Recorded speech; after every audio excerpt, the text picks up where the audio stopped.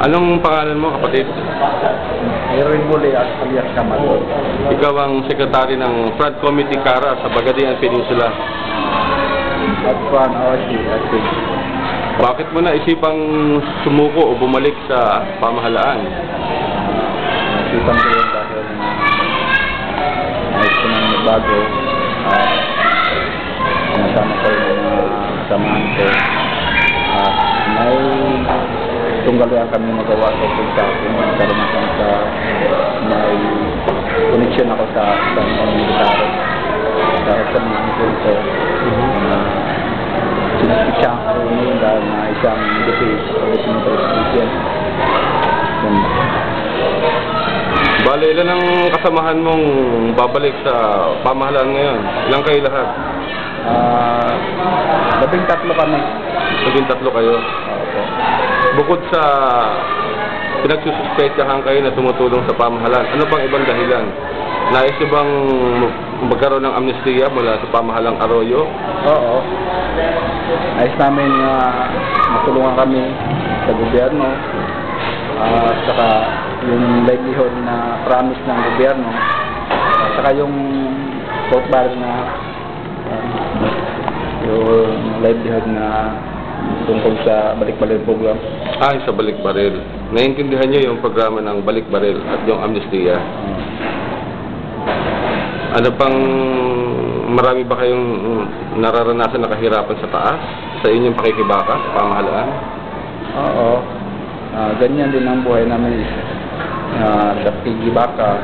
Mayroong mga karanasan na pinakailangan na dapat tanggapin natin sa amin, kiridyaismo.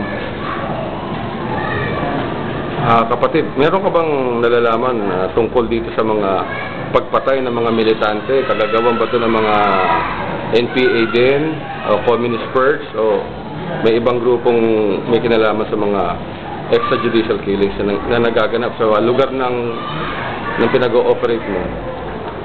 Sa akin, sa Bagadian Peninsula, Zamboanga, sa Pusalar yung Kapuyan, wala pa nangyari doon. Walang nangyaring pagpatay sa mga militante? Wala pa. Yun lang, mga simple, yung mga human repression doon, yung support lang sa yung maliit lang, yung silbi saywar, yun ang kawain namin.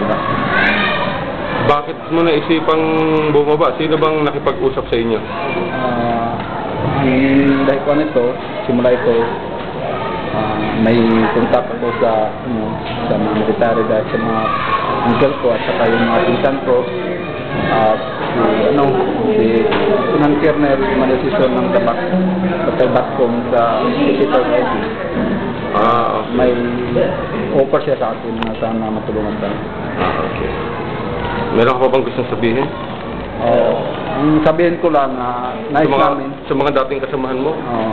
Ang tayo ko lang sa mga kasamahan ko nga sana babalik na sila sa gobyerno para maghanap buhay ng mabuti at nais namin na magbigyan kami ng proyekto at programa ng gobyerno at hindi na kami babalik sa pakikibaka at paglaban ng anumang tungkol sa insurgency.